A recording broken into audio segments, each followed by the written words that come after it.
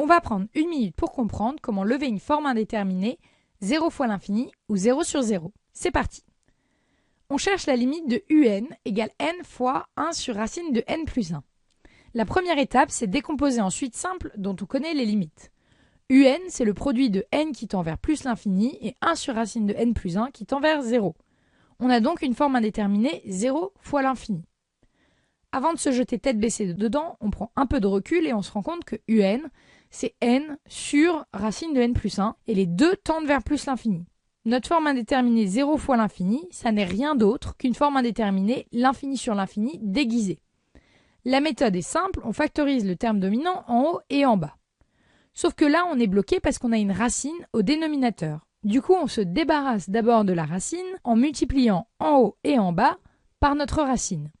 Après simplification, ça nous donne un égale n racine de n plus 1 sur n plus 1. On peut maintenant factoriser en haut et en bas le terme dominant, n des deux côtés, on simplifie et il ne reste plus qu'à conclure. Racine de n plus 1 tend vers plus l'infini, 1 sur n tend vers 0, et donc la limite de un, c'est plus l'infini.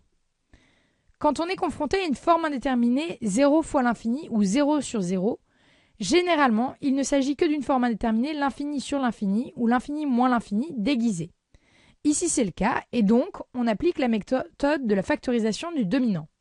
Si on est bloqué par une racine au dénominateur, on fait remonter les racines au numérateur avant d'appliquer la technique de factorisation du dominant et de conclure. Si cette vidéo t'a plu, rejoins-nous sur 1minutepourcomprendre.org ou notre page Facebook.